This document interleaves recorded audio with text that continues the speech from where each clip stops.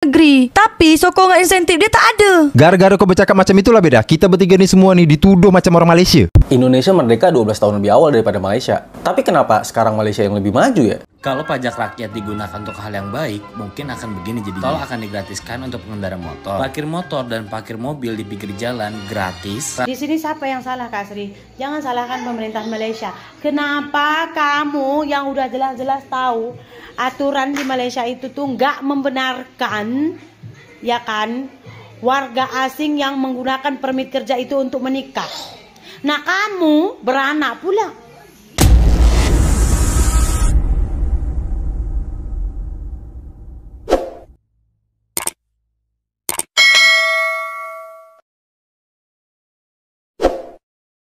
Assalamualaikum warahmatullahi wabarakatuh, geng. Berjumpa lagi bersama saya, Iki. Gimana kabar saudara-saudara, sahabat-sahabat saya? Semoga kabar kalian selalu baik-baik saja, dilindungi oleh Allah Subhanahu wa taala, dijauhkan dari segala bala musibah dan diberi umur panjang. Amin ya robbal alamin. Oke, geng, seperti biasanya di video kali ini Kinya akan mereaction sebuah video yang telah di-tag maupun yang telah terjumpa di TikTok. Dan di video kali ini Ikinya akan mereaction beberapa video yang telah di-tag di TikToknya Mas Iki ya, geng ya. Salah satunya si beda yang asli ya, geng ya. Lebih tinggi dari Malaysia, obat Indonesia bukan obat biasa. Wah, ini tentang obat ya, geng ya. Dan ada satu lagi TikToker yang membahas padahal Indonesia jauh udah 12 tahun merdeka awal daripada Malaysia. Malah Malaysia maju duluan daripada Indonesia. Wah, kok bisa ya, geng ya? Dan ada lagi satu video ya, geng ya, yang mengatakan inilah kalau hasil pajak dan hasil lainnya dibangun dengan betul oleh para pejabatnya bisa membangun negaranya. Wah, kira-kira Indonesia bisa nggak yang mencontoh negara Malaysia? Tapi geng, bisanya bisa sih, geng. Tapi ya netizen-netizen daripada Konoha itu nggak mungkin akan terima bila kita suruh mencontoh negara Malaysia. Kita harus mencontoh negara yang jauh sangat majunya daripada kita. Contohnya seperti Korea, Jepang, Amerika, Rusia, dan lain sebagainya ya. Padahal kita udah jauh dengan mereka. Ya, yang paling dekat dengan siapa? Ya, dengan negara Malaysia. Kan kayak gitu ya, geng ya. Oke, geng, nggak usah berlama-lama. Tentunya kalian sudah penasaran videonya seperti apa dan berapa video yang akan Ikinya reaction buat kalian semua. Oke, tapi sebelum itu jangan lupa dulu dong, geng, sokong channel ini dengan cara apa? Subscribe, like, comment, and share-nya. Apa-apa benda silahkan komen di bawah. Janji jangan bergaduh. Oke, kita simak dulu videonya. Let's go. Kenapa harga obat dekat Indonesia lebih mahal 5 kali lipat daripada Malaysia? Jumlah penduduk laki-laki di Indonesia lebih banyak daripada perempuan di Indonesia. Kalau macam tu, bagus kita kolaborasi sama negara Rusia aja tak? Ngapa pula, Mirul? Karena negara Rusia penduduk perempuannya lebih banyak daripada laki-laki. Tapi pemerintah bebaskan cukai alat kesihatan tu masuk ke Indonesia. Sedangkan alat kesehatannya ini dibuat dekat dalam negeri. Bahan baku alat kesehatan yang diimpor tu aja kena pajak 15% beda. Di tahun 2022, BPS mencatat ada 139 juta penduduk laki-laki di Indonesia. 139 juta? Kalau perempuan dia berapa pula, Je? Perempuan dia pula ada 136 juta jiwa. 139 juta penduduk perempuan yang ada dekat Indonesia, tak ada satu pun yang berjodoh sama aku. Di satu sisi, pemerintah ni nak industri kesihatan ni jadi di dalam negeri, tapi sokongan insentif dia tak ada. Gara-gara kau bercakap macam itulah beda. Kita bertiga ni semua ni dituduh macam orang Malaysia. Indonesia merdeka 12 tahun lebih awal daripada Malaysia. Tapi kenapa sekarang Malaysia yang lebih maju ya? Di saat kampus top Indonesia di dunia cuma ranking ratusan, kampus top Malaysia udah ranking puluhan. Pas kuliah, gue pernah ke Kuala Lumpur. Tahun segitu, mereka udah punya monorail. Tapi yang paling bikin gue nggak habis pikir sih, kalau bandingin Petronas dan Pertamina. Dulu Petronas yang belajar ke Indonesia soal production sharing kontrak bagi hasil migas. Sekarang, wah, bagi bumi dan langit. Jumlah aset Petronas 2 kali lebih banyak dari Pertamina. Dan laba Petronas 5 kali lebih banyak. Tapi wajar sih, 2021 rata-rata produksi Petronas itu 2,2 juta barel per hari. Sedangkan Pertamina cuma 800 ribu. Bahkan produksi se-Indonesia aja cuma 1,6 juta. Satu Indonesia masih kalah sama Petronas. Ya gue ngerti lah yang namanya BUMN punya public service obligation. Harga jual minyak juga diatur pemerintah. Udah gitu konsumsi minyak kita lebih banyak daripada produksi. Jadi impor lebih banyak dari ekspor. Tekor deh bayar subsidi. Beda sama Petronas yang murni bisnis. Jadi katanya sih nggak bisa dibandingin. Tapi tetap aja pahit nggak sih dengernya? Apalagi kalau lo tahu bahwa bahwa Indonesia juga ngalamin oil boom pas zaman Orde Baru. Produksi 1,6 juta barel per hari, di saat konsumsi cuma 400.000. Sehingga pendapatan negara meningkat pesat. Tapi sayangnya dikorupsi Ibnu Sutowo and Friends. Yang kaya jadi dia-dia aja deh. Oh iya, kalau lo lagi di Jakarta dan pengen ngumpul buat sambat bareng gua, Oki, dan Angga, kalian bisa daftar dan datang ke acara Festival Sabar di Ganara Art Space jam 7 malam. Lu mau sambat masalah keluarga sendiri atau keluarga pejabat? Boleh. Guys, tahu nggak? Malaysia itu punya rel kereta perbukitan dari tahun 1923. Bahkan kemiringan treknya hampir 60 derajat loh. Nah, rel ini merupakan peninggalan dari kolonial Inggris yang memiliki rute dari air tiam pinggir kota Georgetown sampai ke Penang Hill. Dahulu biasa digunakan para kolonial untuk menikmati udara segar yang ada di Penang Hill. Sama sih seperti sekarang. Karena view kota Penang tuh terlihat indah banget dari atas sini. Nggak hanya itu, di area perbukitan yang sama juga terdapat kuil Buddha terbesar di Malaysia yang bernama Keloksi. Di kuil ini terdapat patung Dewi Kuan Im setinggi 30 meter. Taman yang berisi ke-12 sio dan 100 pagoda Buddha. Setiap tahunnya juga terdapat pertunjukan lampu dan kembang api yang sangat cantik di kuil ini. Nah, kalau main di Penang, nggak selengkap kalau nggak jalan-jalan di street art Penang sambil foto-foto dan beli oleh-oleh. Anyway, tadi semua itu gue ikut private trip yang gue pesan di aplikasi Pelago. Simple banget karena sudah termasuk jemputan mobil pribadi. Turnya itu selama 6 jam dan ada potongan juga karena lagi promo 99. Kalau tertarik juga langsung aja di book ya. Gunakan kode ini untuk dapat diskonnya. Jangan lupa di save. Thank you. Kalau pajak rakyat digunakan untuk hal yang baik, mungkin akan begini jadi. Tol akan digratiskan untuk pengendara motor. Parkir motor dan parkir mobil di pinggir jalan gratis, rata-rata juga aman. Dan terakhir nih, pastinya harga BBM di sini cuma 5.000 sampai 7.000-an doang per liter. Ya itu yang gue rasakan waktu motoran di Pulau Pinang, Malaysia. Udaranya segar, view-nya cantik, dan rata-rata jalan di sini tuh bagus banget ya. Jarang banget tuh nemuin lubang di tengah-tengah jalan. Bahkan untuk parkir di tempat wisata kayak gini aja nggak dimintain parkir. Pantas aja kalau 2025 Malaysia akan mengumumkan sebagai negara maju karena hampir keseluruhan tata negaranya tuh di setiap daerah oke banget ya. Ada rekomendasi nggak sih enaknya itu jelajahi Malaysia bagaimana lagi? Tulis di kolom komen ya. Thank you.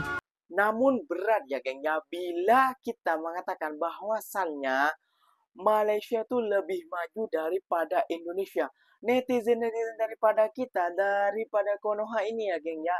Ini Konoha bukan Indonesia. Kalau Indonesia sebagian akan mengakuinya kayak gitu ya geng ya. Yang di atas rata-rata IQ-nya kayak gitu ya geng ya. Dan pemikirannya di atas rata-rata dan paham apa itu artinya mencontoh hal baik kayak gitu ya geng ya. Berbeda dengan netizen Konoha geng. Netizen Konoha tidak akan terima dan akan nyinyir. Dan direpotlah sama ketuanya netizen. Siapa lagi kalau bukan si MRI. Lagi-lagi MRI, disebut lagi-lagi MRI ya geng. Ya oke geng, kita akan ngereaction satu video lagi dari ini dari kontennya dari Kak Sri ya geng ya. Kontennya Kak Sri, ribuan anak TKI Malaysia terlantar hingga tak bisa sekolah. Hah? Kok bisa nggak bisa sekolah? Ya tinggal pulang aja kan ke Indonesia. Apa jangan-jangan udah nyaman tinggal di Malaysia terus gak mau balik lagi ke Indonesia? Wah jangan ya geng ya.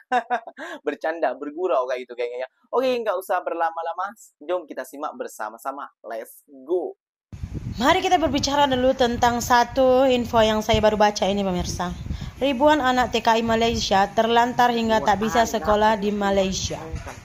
Nah jadi ini ada ribuan anak keturunan Indonesia yang kini terpaksa hidup terbuang di negara jiran. Penyebabnya pemerintah Malaysia menerapkan aturan ketat terkait pernikahan pekerja migran katanya. Udah kata kedutaan yang ada di Johor, KJRI Indonesia yang ada di Johor, katanya mereka itu udah mengeluarkan 2.871 dokumen kelahiran. Ya. Terus kalau perkirakan di tahun sekarang ini harusnya tuh 1.500 diantaranya itu udah masuk sekolah katanya pemirsa. Ya. Saking banyaknya anak yang lahir tak ada dokumen apa-apa, kedutaan tuh sampai kerepotan untuk menghitung jumlah kelahiran ya anak-anak Indonesia yang ada di Malaysia. Jadi karena takut ya kan anak-anak Indonesia ini tuh nggak bisa dapat pendidikan, jadi pemerintah Indonesia itu buat inisiatif, dia itu membuat sanggar kayak tempat kursus gitu, dia staraf dengan SMP katanya pemirsa. Nah walaupun ini tuh nggak dapat izin dari pemerintah Malaysia, jadi sanggarnya ini tuh nggak terregistrasi lah sama pemerintah Malaysia. Dan 99% anak-anak ini tuh ya lahir dari orang tua yang tidak memiliki izin tinggal ataupun dokumen-dokumen di Malaysia. Oke pemirsa, mari kita berbicara tentang ini. Ya, poin pertamanya adalah ribuan anak yang lahir dari ya kan orang-orang Indonesia itu tuh nggak dapat pendidikan. Nah, karena pemerintah kita ini takut nanti mereka ini nggak tahu baca kayak mana ya kan. Jadi dibuatlah sanggar dia kayak setara sampai SMP. Tapi sanggar ini tuh nggak diregistrasi atau nggak disahkan oleh pemerintah Malaysia. Terus katanya apa? Ya, terlantar anak-anak ini semua di negara jiran ini karena masalahnya itu karena pemerintah Malaysia itu enggak mengizinkan pernikahan pada migran-migran yang masih bekerja di Malaysia. Oke, nah sini saya mau beri tanggapan ya. Walaupun sebenarnya tanggapan saya ini nggak kalah penting sebagai orang Indonesia yang pernah bekerja di Malaysia. Di sini siapa yang salah, Kak Sri? Jangan salahkan pemerintah Malaysia. Kenapa kamu yang udah jelas-jelas tahu aturan di Malaysia itu tuh nggak membenarkan, ya kan, warga asing yang menggunakan permit kerja itu untuk menikah. Nah kamu beranak pula. Dah gitu pemerintah buka sanggar. Sanggarnya ini nggak diresmikan oleh pemerintah Malaysia katanya. Logik kita aja sebagai manusia normal datang ke negara orang kosongan, ya kan? Dah kosongan nggak ada dokumen apa-apa, beranak pula di sana. Udah beranak di sana nggak pulang, ya kan? Terus kita buat pula sanggar di sana, terus kita minta pula dia ngesahkan sanggar kita itu. Logiknya di mana ini? Ya kan? Salah siapa? Salah kamu. Datang negara orang nggak bisa tahan nafsu. Kadang-kadang kan gini ya, pengalaman saya ya, TKI yang kosongan ini udah kosongan, dah gitu kumpul kebo, tinggal sama pacarnya, ikutkan ya pacarnya ini pun kosongan, tinggal di rumah kongsi, dah gitu tak tahan nafsu, beranak pula di situ, udah beranak ya, sebelum melahirkan pulanglah, nanti susah, nggak mau pulang, bukan pula sekali dua, sampai 3 pula anak di situ brojol. Kamu pun dah bermasalah tinggal di negara orang, kamu lahirkan pula masalah baru, ya kan? Udah gitu kamu lahirkan, nggak ada kamu daftarkan ke kedutaan, sampai kedutaan pula kesulitan. Berapa sebenarnya udah lahir anak Indonesia di Malaysia ini? Orang kamu kumpul-kumpul kebo, ya kan? Udah tahu aturannya ke negara orang tuh nggak bisa kawin. Tahan nafsu sikit. Kalau nak kawin balik kampung dulu kawin. Udah kawin ya udah balik lagi ke sini suami istri. Apa susahnya? Banyak kok yang kayak gitu. Ini enggak. Sama-sama kosongan, kumpul kebo, dah gitu lahirkan anak, dah gitu salahkan pula ini pemerintahan Malaysia tidak memberikan izin kepada warga asing untuk menikah. Dah gitu udah nggak diizinkan orang menikah di situ, udah beranak, salahkan pula kenapa ini sekolah kursus yang dibuat ini kok nggak disahkan ini. Aduh. Kacau balau. Itulah ya geng ya. Kalau SDM rendah ataupun IQ rendah dibilangin dengan siapapun tak akan masuk geng ya. Sampai datang ke Malaysia udah menumpang cari makan, mencari rezeki di Malaysia, di negara Malaysia, di tanah Malaysia lah, kayak itu istilahnya kayak gitu ya. Sama udah menumpang sampai itu kosongan, nggak ada dokumen maupun yang laki maupun yang perempuan. Nah, malah minta kewajiban ataupun minta hak seperti itu. Ya, tentunya salah kayak gitu. Sampai salah. Kalau seperti itu, sampai pulang aja ke Indonesia. Ya, emang mencari nafkah ataupun mencari rezeki di Malaysia sangatlah mudah, sangatlah gampang kayak gitu ya. Tapi sampai sudah salah, Mbak, kayak gitu. Mbak atau Masnya. Dan sampai Kak Srinya pasti kalian gak akan paham ya, geng ya. Dibilang kumpul kebo itu adalah macam boyfriend girlfriend kayak gitu, tanpa ikatan nikah, tanpa ada ikatan pernikahan kayak itu. Ini namanya kumpul kebo kayak gitu ya, geng ya. Nah, dibilang seperti itu. Ya, intinya bukan memojokkan ataupun menyudutkan para TKI maupun TKW yang seperti itu. Bukan menyalahkan ataupun menjelek-jelekkan, bukan. Tapi memang sampean itu salah berbuat seperti itu di negara orang. Gitu loh. Ini negara orang kayak gitu. Sampean membuat wewenang ataupun aturan di negara, membuat aturan sendiri di negara orang itu sudah salah kayak gitu loh. Apalagi membuat hal seperti itu. Astagfirullahaladzim. Udah diberi mencari rezeki di negara orang, diberi tampungan di negara orang, malah membuat hal seperti itu. Aduh. Ini bukan kumpul kebonya, bukan cuma dengan orang Indonesia sama dengan Indonesia ya, tapi juga banyak juga yang orang Indonesia dengan Bangladesh, orang Indonesia dengan Myanmar, dan orang Indonesia dengan Pakistan. Kayak gitu kebanyakannya, geng. Gak ada yang sah kayak gitu loh. Ada juga yang sah tapi nikah sirih kayak gitu ya, geng ya. Oke, geng. Mungkin videonya sampai di sini saja. Mungkin video ini bermanfaat buat kalian. Jangan lupa tinggalkan sisihkan komen di bawah. Bila tersilap kata penyampaian Ikinya kurang baik, silahkan aja tegur Ikinya di dalam komentar.